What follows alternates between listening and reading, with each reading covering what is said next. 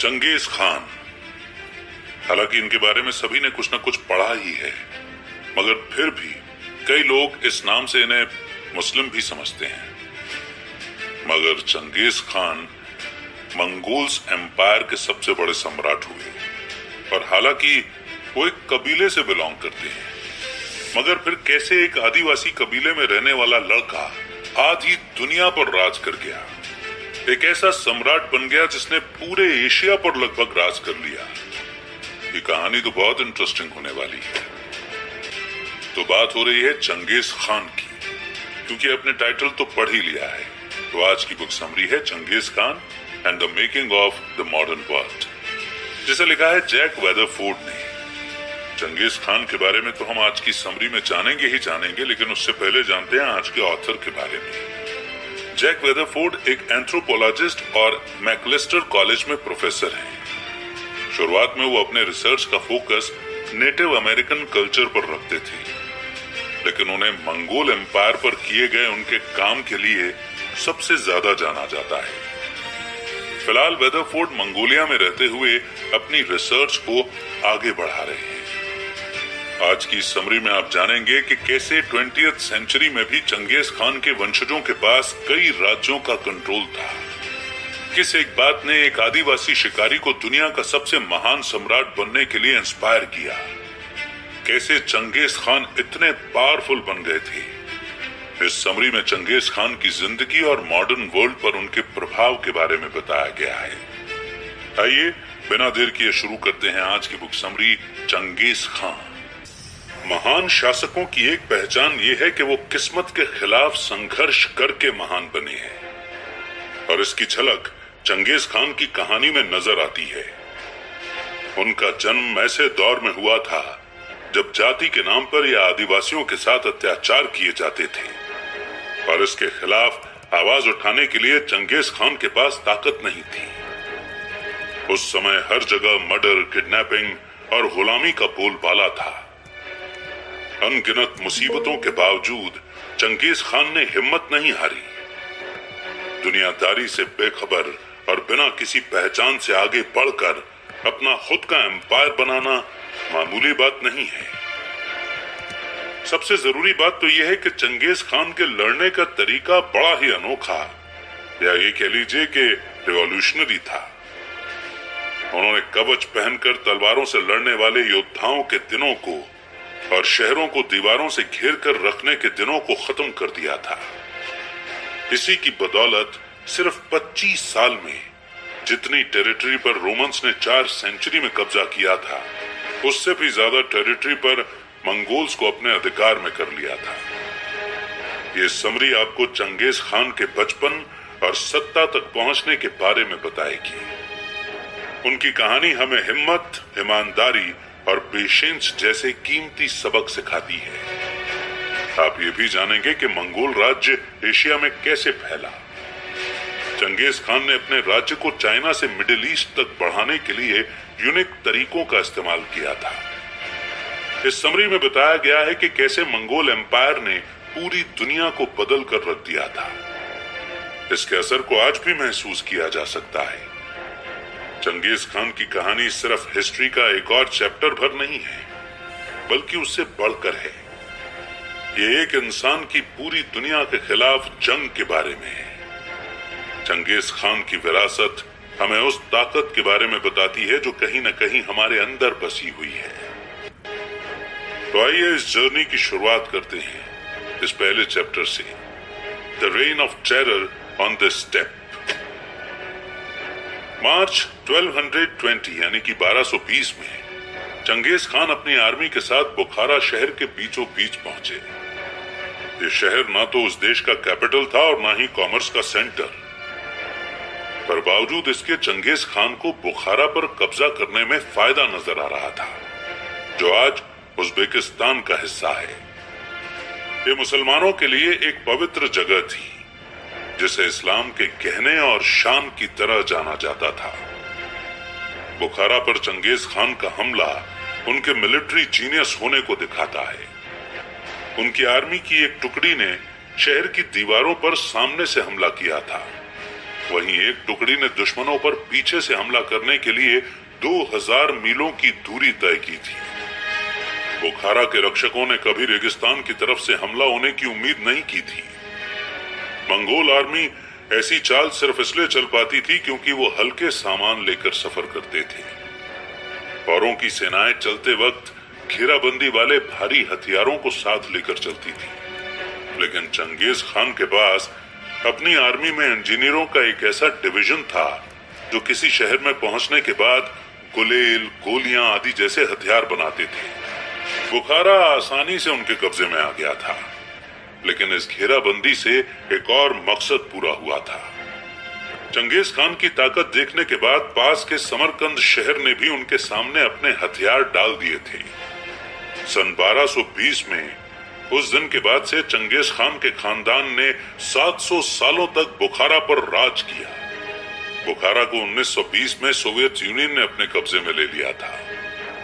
बुखारा Genghis Khan की कई सदियों तक चलने वाली विरासत का सिर्फ एक वाकया है, लेकिन एक महान योद्धा, एक लेजेंड कैसे बना, इसकी कहानी एक छोटे से कबीले से शुरू होती है जिसका नाम बोरिजन था। वो ताइचुड नाम के एक बड़े ग्रुप के नौकर हुआ करते थे। बोरिजन उन आदिवासियों में से एक हैं जो यूरेशियन के स्टेपी इलाके में रहते थे। यही आदिवासी आगे चलकर मंगोल बन गए थे, लेकिन उस समय उन्हें छोटी जाति का माना जाता था। मंगोल वेस्ट में तुर्कों के और ईस्ट में टाटर के बीच में रहते थे। कभी कभी उन्हें ब्लैक टाटर या ब्लू टर्क भी कहा जाता था। येसुगेई एक बोरिजन शिकारी थे जो जवान हो गए थे। उस समय में उनके पास अपने लिए एक पत्नी ढूंढने के दो तरीके थे। ट्रेडिशनल तरीका था कि वो किसी लड़की से शादी करने के लिए उसके माँ बाप की कुछ सालों तक सेवा करें, और दूसरा तरीका यह था कि वो दुल्हन को किडनैप कर ले। एक रात येसुगेई ने एक टीनेज लड़की को किडनैप कर लिया जिसका नाम होएलून था। वो ओलखुनोत कबीले से थी जिन्हें उनकी खूबसूरती के लिए जाना जाता था। 1162 यानी कि 1162 में होएलून ने अपने पहले बच्चे को जन्म दिया। भले ही बाद में उन्हें चंगेज खान के नाम से जाना जाता था, लेकिन शुरुआत में उनके पिता ने अपने बच्चे का नाम टेमुजिन रखा था। ये नाम टेमुल से आया है। हालांकि इसके कई मतलब हो सकते हैं। इनमें निडर होकर दौड़ना, इंस्पायर होना या क्रिएटिव थॉट रखना आदि शामिल हैं। होएलून येसुगोई की पहली पत्नी नहीं थी। उनका पहले से ही सोचिगेल नाम की एक औरत से एक बेटा था जिसका नाम बेक्टर था। येसुगेई को डर था कि जब उनके दोनों बेटे टेमुजिन और बेक्टर बड़े हो जाएंगे तो सत्ता के लिए एक दूसरे से लड़ेंगे। इसीलिए येसुगेई ने टेमुजिन के लिए तब से ही लड़की देखना शुरू कर दिया था जब वो सिर्फ 8 साल के थे। टेमुजिन को एक घर में रहने के लिए छोड़ दिया गया था। उस परिवार की बेटी का नाम था बोर्ते। दोनों बच्चे एक दूसरे को पसंद करने लगे थे। टेमुजिन उस घर में काम करते थे और उनके ससुराल वाले उन्हें ऑब्जर्व करते थे। धीरे धीरे टेमुजिन और बोर्ते के बीच इतना लगाव हो गया कि उनकी शादी आराम से की जा सकती थी। लेकिन बदकिस्मती से एक दिन घर लौटते वक्त येसुगेई को टाटर के लोगों ने मार दिया। संदेश लाने वाला एक दूत टेमुजिन को उनके पिता के पास घर वापस ले आया। येसुगेई के मरने के बाद उन आदिवासियों ने टेमुजिन के परिवार को अकेला छोड़ दिया। वो मुफ्त में किसी औरत और उसके बच्चों का पालन पोषण नहीं करना चाहते थे। येसुगेई अपने पीछे 2 विधवा और 7 बच्चों को छोड़ गए थे। अगर उनके पास सपोर्ट करने के लिए कोई शिकारी न होता तो वो सभी अगली ठंड आने तक मर जाते। लेकिन जैसे तैसे ये परिवार बच गया।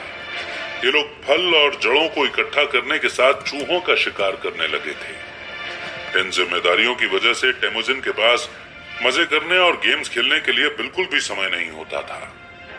उनके बचपन के सिर्फ एक ही दोस्त के बारे में सब जानते हैं जो जमुका नाम का एक बड़ा लड़का था।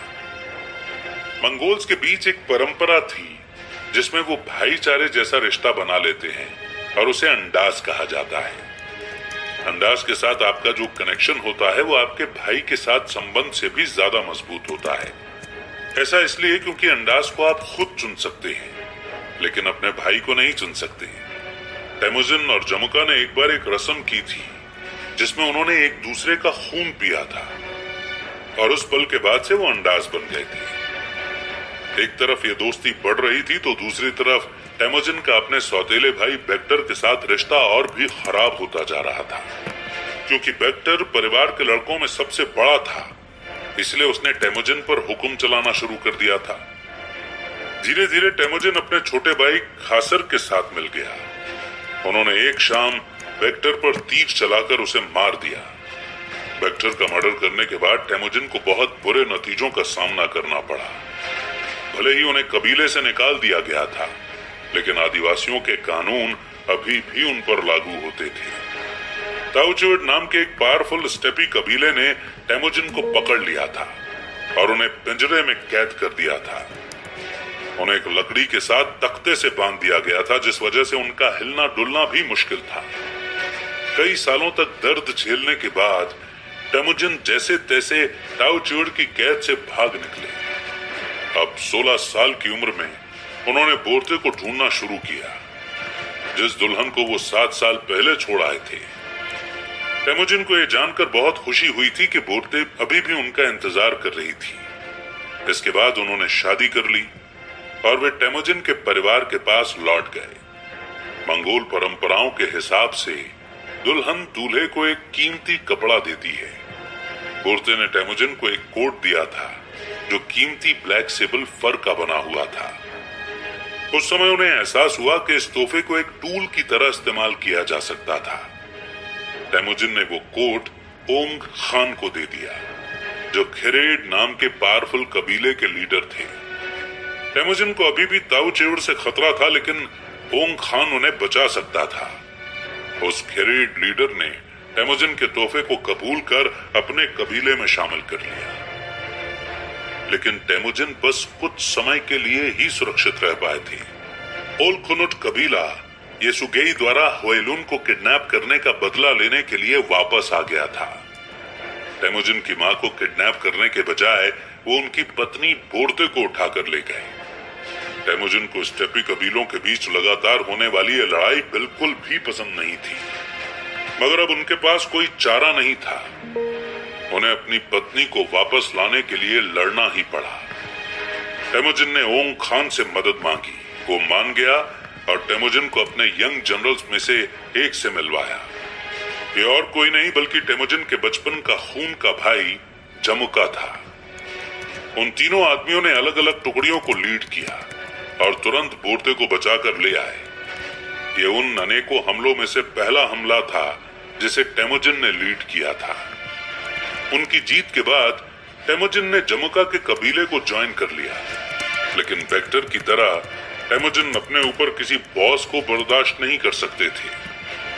उन्होंने जमुका को मारा नहीं, लेकिन कबीले से बाहर हो गए। जमुका के कई फॉलोअर्स टेमुजिन को ज्वाइन करने के लिए उनके साथ चले गए थे।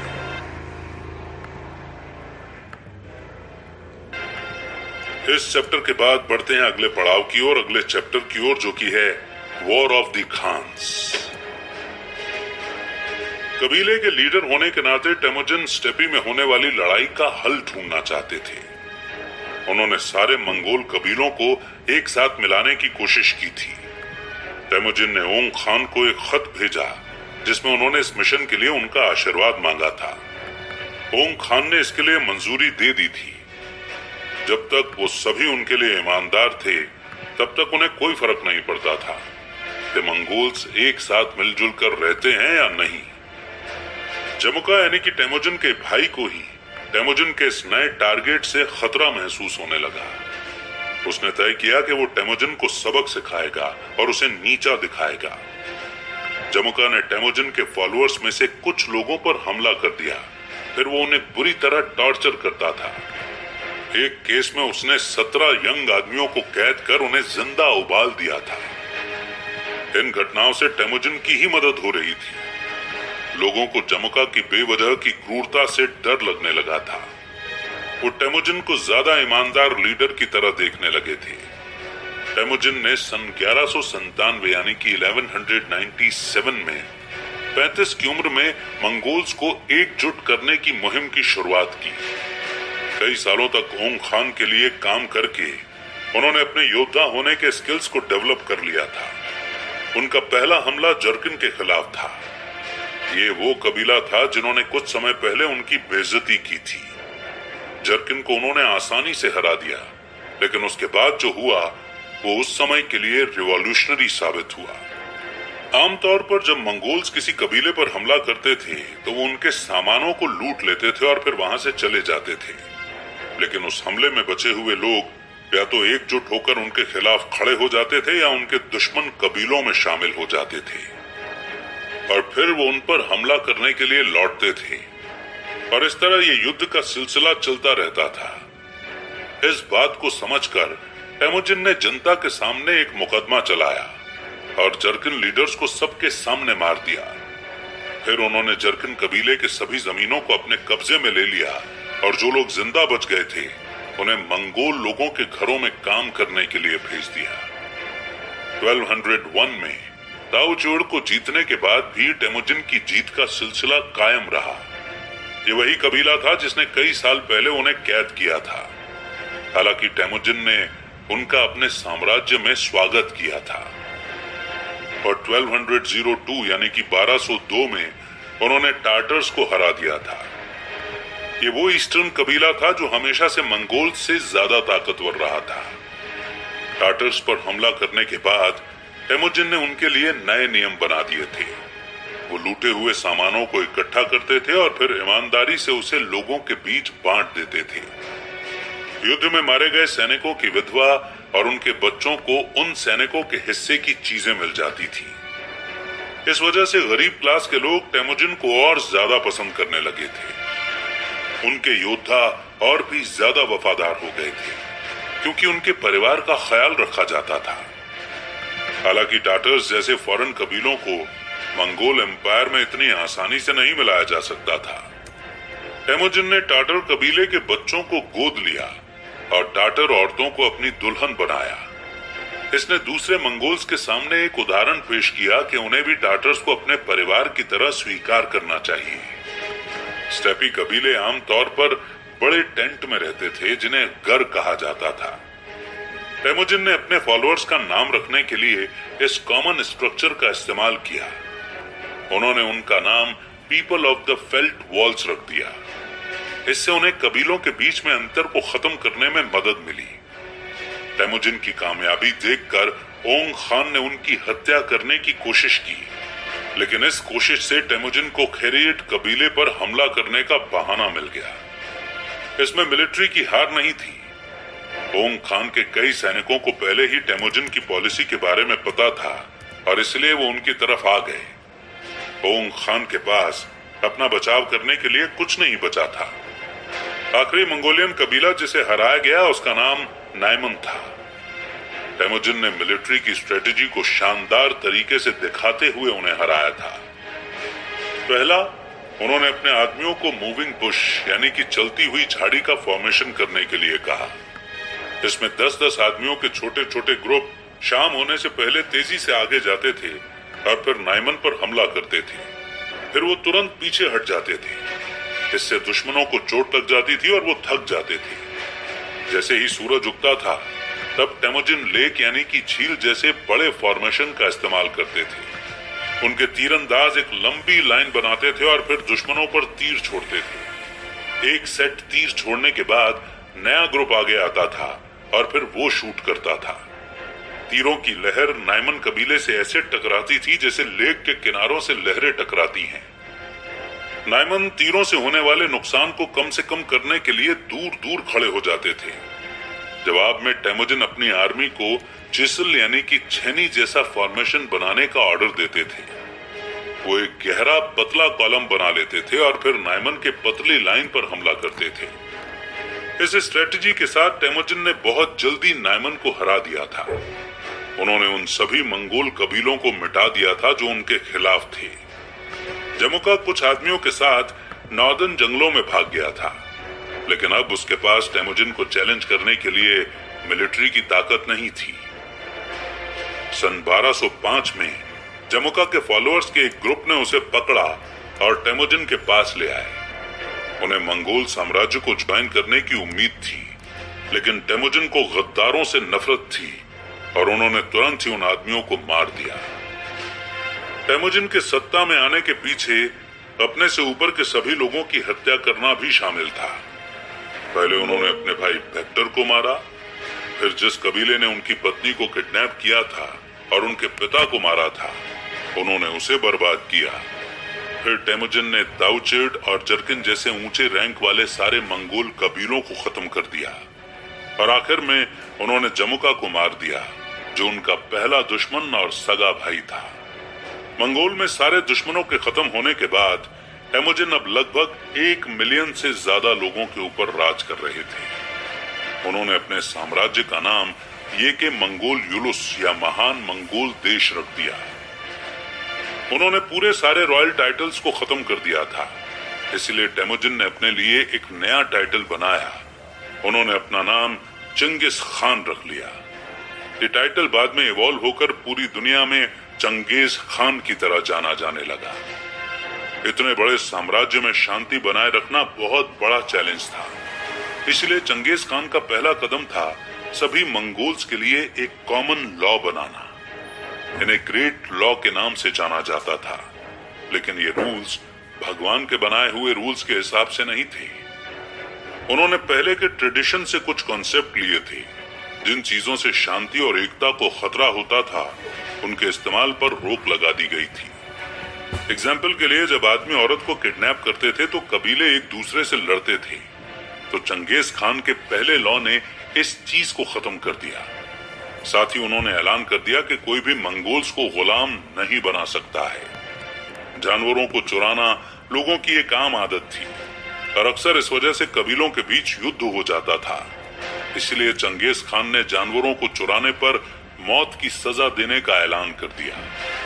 उन्होंने गुम हुए जानवरों को वापस लाने के लिए एक लॉस्ट एंड फाउंड सिस्टम यानी कि खोया पाया विभाग भी बना दिया था।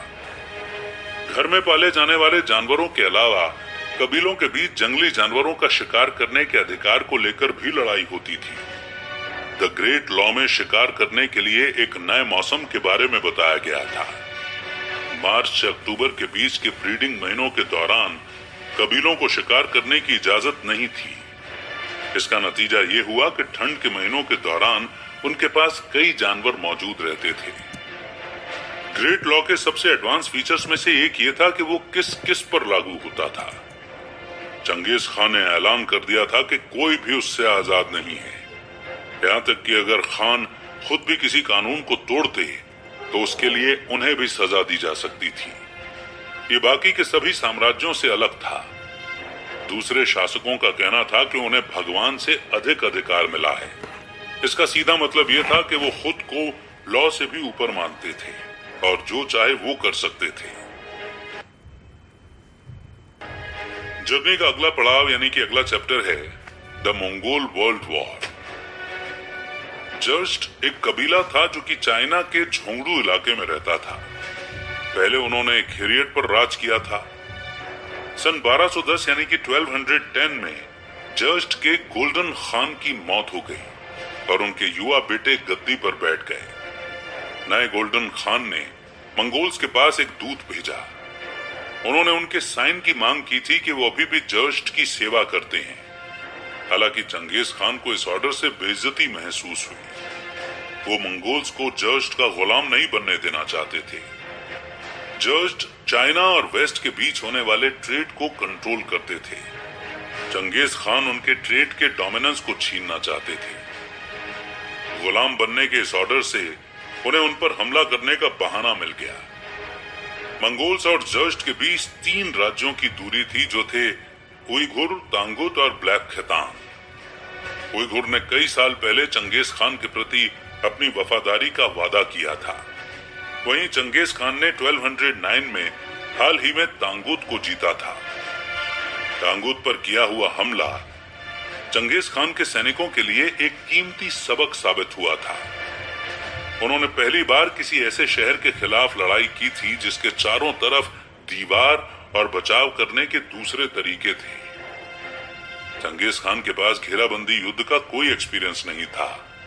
इसलिए उन्हें हमला करने के नए तरीकों की खोज करनी पड़ी थी। चंगेज खान की आर्मी ने सिंपल सबक सीखे, जैसे कि शहर में खाने की सप्लाई को बंद कर देना। इसके अलावा उन्होंने दुश्मन शहरों में बाढ़ लाने के लिए येलो नदी का रास्ता बदलने जैसे नए तरीकों को आजमाया। चंगेज खान की पहली कोशिश फेल हो गई और उनके अपने खुद के कैंप में पानी भर गया, लेकिन मंगोल्स धीरे धीरे इसमें बेहतर हो गए। मंगोल्स ने तांगूत से युद्ध के दौरान पहली बार गुलेल जैसे घेराबंदी वाले हथियारों को देखा था। चंगेज खान इस टेक्नोलॉजी से बहुत इम्प्रेस्ड थे और उन्होंने अपनी आर्मी को ज्वाइन करने वाले इंजीनियर्स को खुशी खुशी इनाम दिए। उस पॉइंट के बाद से मंगोल हमेशा हमला करते वक्त अपने साथ इंजीनियर्स का एक डिवीजन लेकर जाया करते थे। इस एक्सपीरियंस के साथ तैयार होकर मंगोल्स ने 1211 में जर्स्ट से युद्ध करने के लिए गोबी रेगिस्तान को पार किया।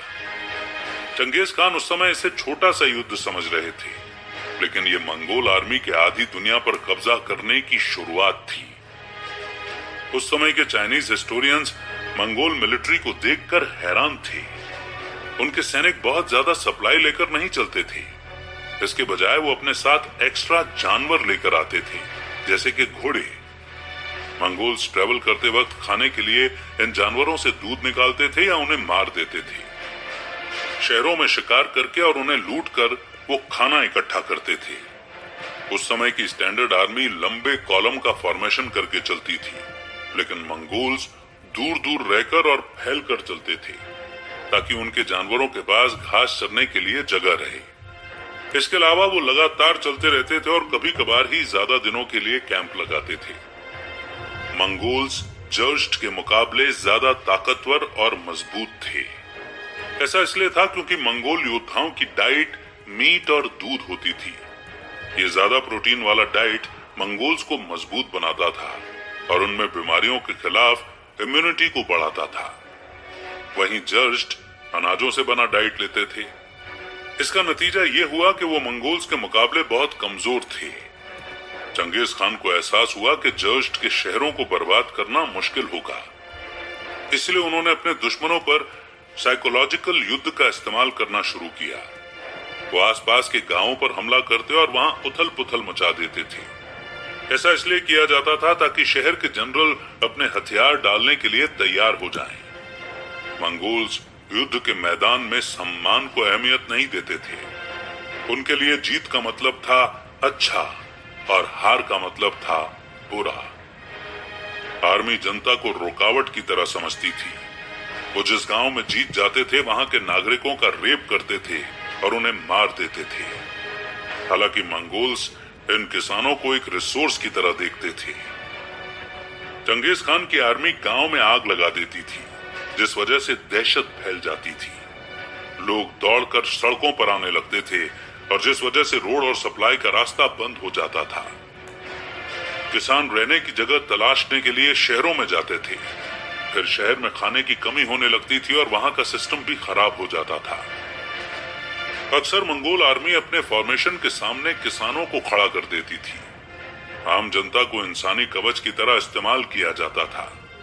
अक्सर खाई को भरने के लिए कैद किए गए किसानों को उसमें धकेल दिया जाता था। मंगोल्स उनकी बॉडी को पुल की तरह इस्तेमाल करते थे। मंगोल के लोगों की जिंदगी को बचाने के लिए चंगेज खान की आर्मी कुछ भी कर सकती थी। दुश्मनों के यहाँ के नागरिक उनके लिए जानवरों से ज्यादा नहीं थे। इन चालों की वजह से आगे बढ़ते हुए चंगेज खान आखिरकार 1214 यानी कि 1214 में झोंगड़ू पहुंचे। इस पॉइंट पर गोल्डन खान युद्ध से थक गया था और उसने चंगेज खान के आगे हार मान ली थी और मंगोल्स को कई टन सोना, चांदी और सिल्क पेश किए। मंगोलिया वापस जाते वक्त रास्ते में चंगेज खान ने विनाश का आखिरी दांव खेला। जिस भी खेत से वो गुजर रहे थे, उनकी आर्मी उस खेत को पूरी तरह से फ्लैट कर देती थी। खाई, दीवारों और फसलों ने मंगोल के हमलों को बहुत स्लो कर दिया था। ऐसा करके वो उन जगहों को वापस फ्लैट घास का मैदान कर रहे थे। ऐसा करने से फ्यूचर में होने वाले युद्धों के लिए मंगोल्स के पास साफ रास्ता मौजूद रहता।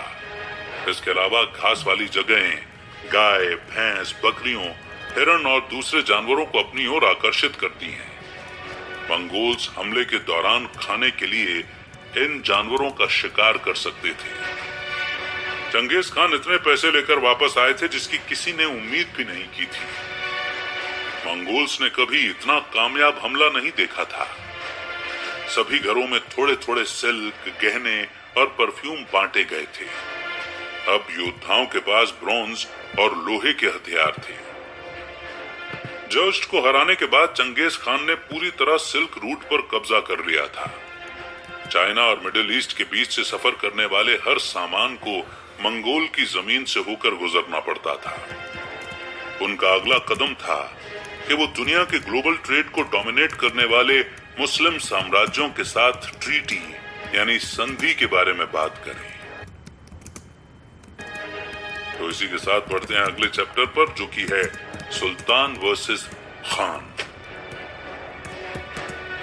चंगेज खान ने मोहम्मद सेकंड यानी कि दूसरे मोहम्मद से बात की, जो कि 1217 में ख्वारज़म के सुल्तान थे। उन्होंने बताया कि उन्हें ख्वारज़म, जो कि आज का सेंट्रल एशिया है, उसे हासिल करने में कोई दिलचस्पी नहीं है। चंगेज खान बस मंगोल साम्राज्य की संपत्ति बढ़ाना चाहते थे। सुल्तान ने खान की रिक्वेस्ट का पॉजिटिव जवाब दिया।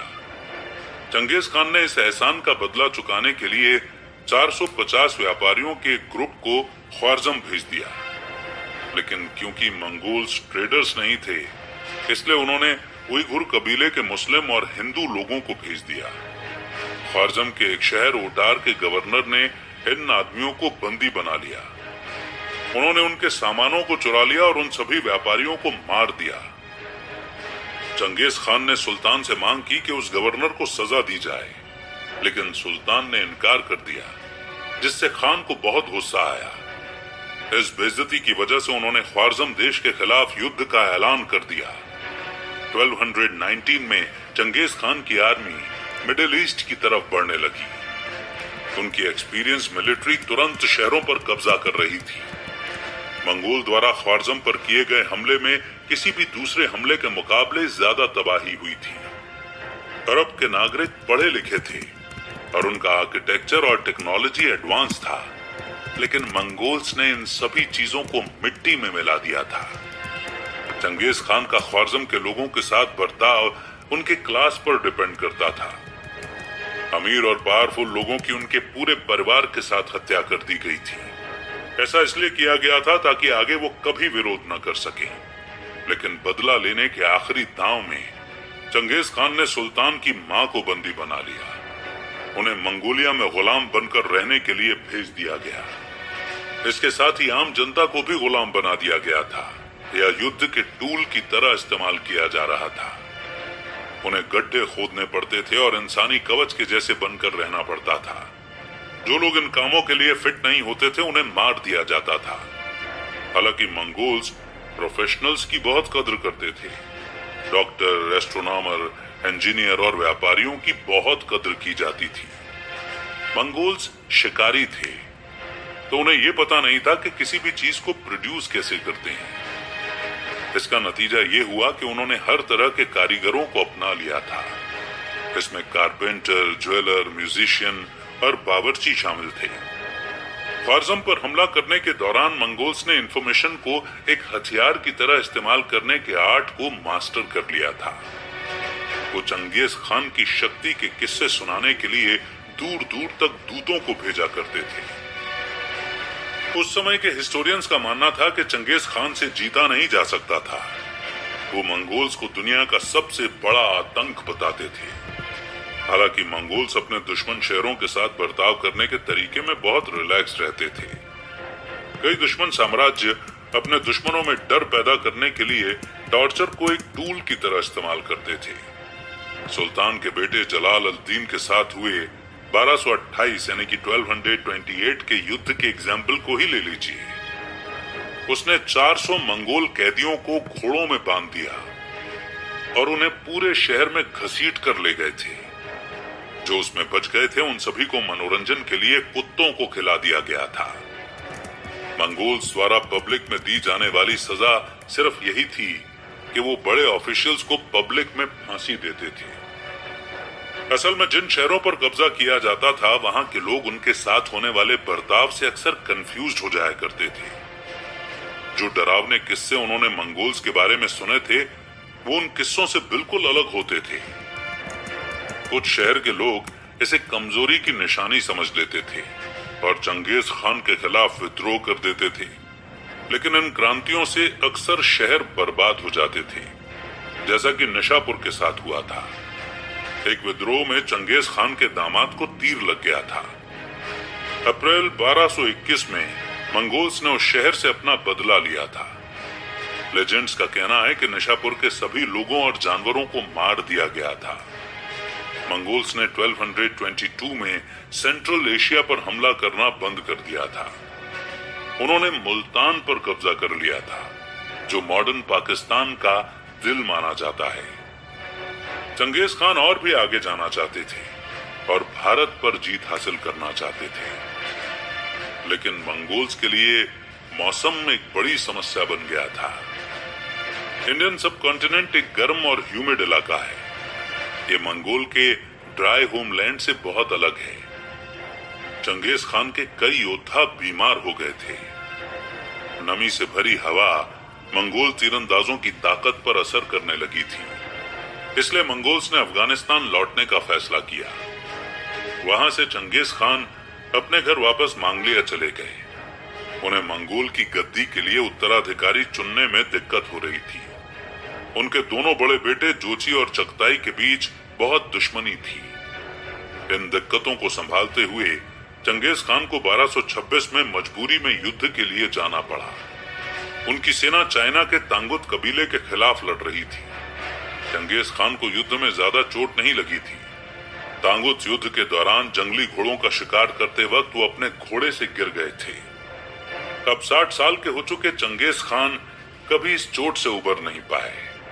उन्हें बार बार बुखार हो रहा था, लेकिन उन्होंने अपने घर लौटने से इनकार कर दिया था। वो सबसे आगे रहकर तांगुत मिशन को लीड करते रहे। आखिर में जीत से 6 महीने पहले चंगेज खान की मौत हो गई। लेकिन अभी भी इस समरी में बहुत कुछ जानना बाकी है, इसलिए अगला चैप्टर है देयर गोल्डन लाइट।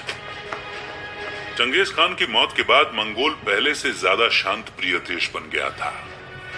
अब वो सैनिकों के बजाय फॉरेन जगहों पर स्कॉलर्स और एम्बेसडर्स को भेजते थे। मंगोल्स अभी भी पूरी दुनिया पर कब्जा करना चाहते थे, लेकिन इस बार उनके टूल ट्रेड और डिप्लोमेसी थे, न कि युद्ध।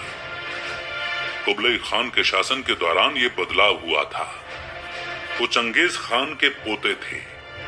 13th सेंचुरी के बाद से मंगोल्स पूरे एशिया के ट्रेड रूट को मेंटेन कर रहे थे। उन्होंने हर 30 मील पर शेल्टर बनाए थे, जिसमें खाने का स्टॉक रखा जाता था। मंगोल्स ने ट्रेड को प्रमोट करने के लिए दुनिया का पहला पासपोर्ट इंट्रोड्यूस किया, पैजा। एक टैबलेट होता था जिसे ट्रैवलर अपने गले में पहन सकता था। पैजा किस मेटल का इस्तेमाल करके बना है और उसके ऊपर बना हुआ सिंबल उसे पहनने वाले के इम्पोर्टेंस को बताता था। कुछ पैजा से सिक्योरिटी, ट्रांसपोर्ट और एकोमोडेशन की गारंटी मिलती थी। कुबलई खान ने मैप डेवलप करके ट्रैवल करना और भी ज्यादा इंप्रूव कर दिया था। हर एक जीते हुए शहर में मंगोल ऑफिसर मैप ढूंढा करते थे। डिटेल में गाइड बनाने के लिए उन्होंने चाइनीज, अरब और ग्रीक टेक्निक्स को एक साथ मिलाकर इस्तेमाल किया था। मंगोल कार्टोग्राफर्स ग्लोब बनाते थे, जिसमें वो यूरोप, एशिया और अफ्रीका, यहाँ तक कि पैसिफिक आइलैंड को भी दिखाते थे। चाइनीज कॉलोनी को मंगोल ट्रेड नेटवर्क से सबसे ज्यादा फायदा होता था। चंगेज खान के हमलों ने इराक और पर्शिया में मैन्युफैक्चरिंग को बर्बाद कर दिया था। इसका नतीजा ये हुआ कि चाइनीज सामान पूरी दुनिया के मार्केट में आने लगा। मंगोल्स ने चाइनीज वर्कशॉप्स को ट्रेडिशनल चाइनीज क्राफ्ट से आगे बढ़ा दिया था। बेबी जीसस और मैरी की नक्काशीदार मूर्तियां यूरोप में एक्सपोर्ट करने के लिए बनाई जाती थी। मंगोल्स को यह भी एहसास हो गया था कि उन्होंने जितने भी सामान देखे थे, उन सब की डिमांड थी। जो चीज एक देश के लिए नॉर्मल थी, वो दूसरे देश में एक्साइटिंग और एक्सोटिक हो सकती थी। पेपर से लेकर जहर और जहर से लेकर पिस्ता तक सब चीजों को मार्केट में बेचा जा सकता था। इसका सबसे अच्छा एग्जाम्पल था फैब्रिक इंडस्ट्री। सेंटिन के कपड़ों को अपना नाम मंगोल के पोर्ट जायतून से मिला है। बारीक पैटर्न वाले डेमस्क सिल्क की शुरुआत डेमेस्कस से हुई, जो कि आज के सीरिया में है। मलमल का कोमल कपड़ा इराक के मोसुल शहर से आता था। ये सभी फैब्रिक यानी कि कपड़े यूरोप में बहुत पॉपुलर हो गए थे। मंगोल एम्पायर अपनी नई संपत्ति को बांटने के तरीके में कुछ यूनिक था। आम एम्पायर अपनी संपत्ति को कैपिटल शहर में रखते थे। रोम और बेबीलोन के एग्जाम्पल को देखें, लेकिन मंगोल्स के पास ऐसा कोई एरिया नहीं था जिसमें ज्यादा संपत्ति दी गई थी। उनके पूरे साम्राज्य में लोग और सामान बटे हुए थे। इस तरह मंगोल एम्पायर ने पूरी दुनिया में कई कल्चर को फैलने में मदद की। मंगोल सम्राट अरब डॉक्टर को चाइना लेकर आते थे और चाइनीज दवाइयों को मिडिल ईस्ट भेजते थे। मुस्लिम्स अच्छे सर्जन थे, लेकिन चाइनीज लोगों को दवाइयों के बारे में ज्यादा नॉलेज थी। हर कल्चर की ताकत को एक साथ मिलाकर मंगोल्स ने एक बैलेंस्ड मेडिकल सिस्टम बना दिया था। जितना ज्यादा ट्रेड और ट्रैवल होता था, मंगोल्स के पास प्रोसेस करने के लिए उतनी ज्यादा इंफॉर्मेशन होती थी। वो स्ट्रिक्ट बजट और एग्रीकल्चरल रिकॉर्ड रखने पर भरोसा करते थे। मंगोल्स अपने एम्पायर में मौजूद इंसानों, जानवरों और बिल्डिंग्स की भी गिनती करके रखते थे, जिसे आज की डेट में इन्वेंटरी मेंटेनेंस कहा जाता है। चाइनीज और यूरोपियन मैथमेटिक्स ऐसे कामों को हैंडल करने के लिए बहुत बेसिक थे। इसलिए मंगोल्स इंडियन और अरब मैथमेटिशियंस के एडवांस नॉलेज का इस्तेमाल करते थे। जब ख्वारिज़्म पर हमला किया गया था, तब वो मैथमेटिकल नॉलेज का सेंटर था। एल्गोरिथम शब्द को अल ख्वारिज़्म से ही लिया गया है। मंगोल्स ने कभी भी यूरोप पर हमला नहीं किया था, इसलिए उन्हें मौत और तबाही की कीमत नहीं चुकानी पड़ी। हालांकि यूरोपियंस को मंगोल एम्पायर के सारे फायदे मिलते थे। ट्रेड और कल्चरल एक्सचेंज से उन्हें नई नॉलेज, नए म्यूजिक, नए खाने और नए फैब्रिक मिलते थे। 13th सेंचुरी तक कई यूरोपियन ट्रेड इंसानों और जानवरों के लेबर पर डिपेंडेंट थे। मंगोल्स ने एशियन माइनिंग, मिलिंग और मेटल वर्किंग टेक्नोलॉजी की शुरुआत की। यूरोपियंस ने मंगोल से ही हवा और पानी के पावर को इस्तेमाल करना सीखा था। उनका कंस्ट्रक्शन और एग्रीकल्चर इंडस्ट्री बहुत तेजी से आगे बढ़ने लगी थी। मंगोल लोगों के जिंदगी जीने के तरीके की वजह से भी यूरोप में सोशल और कल्चरल बदलाव आए। चंगेज खान को उन कबीलों में एकता लानी थी जो कई अलग अलग धर्मों को फॉलो किया करते थे। इसलिए मंगोल ही वो पहला एम्पायर था जिसमें पूरी तरह से धार्मिक आजादी दी गई थी। मंगोल्स के इंटरनेशनल लॉ और ह्यूमन राइट्स जैसे आइडियाज यूरोप में पॉपुलर हो गए थे। और अब वो मोड जिसे हम कहते हैं कंक्लूजन, यानी अभी तक के जितने भी चैप्टर्स हमने पढ़े, जितनी भी कहानी हमने मंगोल्स की और चंगेज खान की सुनी, उनके की पॉइंट्स और की लर्निंग को हम यहाँ पर रिवाइज करेंगे। तो सबसे पहले आपने चंगेज खान की शुरुआती जिंदगी के बारे में जाना। यंग टेमुजिन कमजोर बरजन कबीले के एक शिकारी का बेटा था। जब उनके पिता की मौत हुई तब टेमुजिन के परिवार को अकेला छोड़ दिया गया था। अपने बड़े भाई बेक्टर की हत्या करने के लिए उन्हें जेल में भी रखा गया। जब टेमुजिन बड़े हो गए तब उन्होंने अपनी फैमिली की सिक्योरिटी के लिए ओंग खान के कबीले को ज्वाइन कर लिया। दूसरा, आपने जाना कि कैसे चंगेज खान ने मंगोल के कबीलों को एकजुट किया था। ओंग खान के लिए काम करते वक्त उन्होंने जरकिन, ताउचर्ड और टाटर्स पर जीत हासिल की थी। जब ओंग खान ने टेमुजिन की हत्या करने की कोशिश की, तब टेमुजिन ने उनके खिलाफ युद्ध शुरू कर दिया। ओंग खान की हार के बाद उन्होंने चंगेज खान का टाइटल अपनाया। हारे हुए राज्यों के लोगों को वो एक कॉमन ग्रेट लॉ के अंदर ले आए थे। तीसरा, आपने जाना कि कैसे चंगेज खान ने ईस्ट में चाइनीज देशों को जीता। उइघुर और तांगूत से लड़कर मंगोल्स ने शहरों को जीतने के बारे में सीखा था। झोंगड़ू को जीतने से उन्हें चाइनीज ट्रेड और सिल्क रूट के ऊपर कंट्रोल मिल गया था। चौथा, आपने चंगेज खान के मिडिल ईस्ट पर हमला करने के बारे में जाना। मंगोल्स बस एक ट्रेड ट्रीटी करना चाहते थे, लेकिन सुल्तान द्वारा किए गए अपमान से चंगेज खान युद्ध करने के लिए तैयार हो गए। मंगोल्स ने अरब देशों को आसानी से हरा दिया था। हालांकि मौसम की वजह से वो पाकिस्तान और इंडिया की तरफ नहीं बढ़ पाए। पांचवा, आपने यूरोप और बाकी की दुनिया पर मंगोल एम्पायर के प्रभाव के बारे में जाना। उन्होंने चाइनीज प्रोडक्ट्स के लिए एक ग्लोबल मार्केट बना दिया था। इससे अलग अलग कल्चर और नॉलेज सभी सिविलाइजेशंस में शेयर होने लगा। यूरोपियंस को ईस्टर्न साइंस, टेक्नोलॉजी और फिलॉसफी की नॉलेज होने लगी थी। चंगेज खान की आदिवासी लाइफस्टाइल को आज बहुत कम लोग ही फॉलो करते हैं, लेकिन बाकी हर चीज में वो अपने समय से बहुत आगे थे। उनके एम्पायर ने ही ग्लोबलिज्म और धार्मिक आजादी जैसे मॉडर्न कंसेप्ट का फाउंडेशन रखा था। दुनिया के ज्यादातर हिस्से में आज भी उसी स्ट्रक्चर को फॉलो किया जाता है जो मंगोल्स ने बनाया था। उनकी हिस्ट्री में हमारे सिविलाइजेशन के फ्यूचर के लिए कई कीमती सबक छुपे हुए हैं। इसलिए इस समरी को एक बार और सुनिएगा, इसको चर्न यानी कि मंथन कीजिएगा, और आपको पता चलेगा कि आज का जो मॉडर्न कल्चर हम देखते हैं, सिविलाइजेशन जो हम देखते हैं, इसमें कितना गहरा इम्पैक्ट सिर्फ चंगेज खान और मंगोल्स की वजह से है। तो इसी मोड पर यह समरी यहीं पर समाप्त होती है, एंड आई एम श्योर कि ये समरी आपको पसंद आई होगी। चंगेज खान की जिद, ताकत और दूरदर्शिता वो सब आपको इसमें नजर आई होगी, और आप इन सभी एलिमेंट्स को अपनी लाइफ में भी इम्बाइब करने की कोशिश करेंगे। इस समरी ने आपको किस बात पर चौंकाया या कौन सा पॉइंट आपको सबसे ज्यादा अच्छा लगा, कमेंट सेक्शन में जरूर लिखिएगा।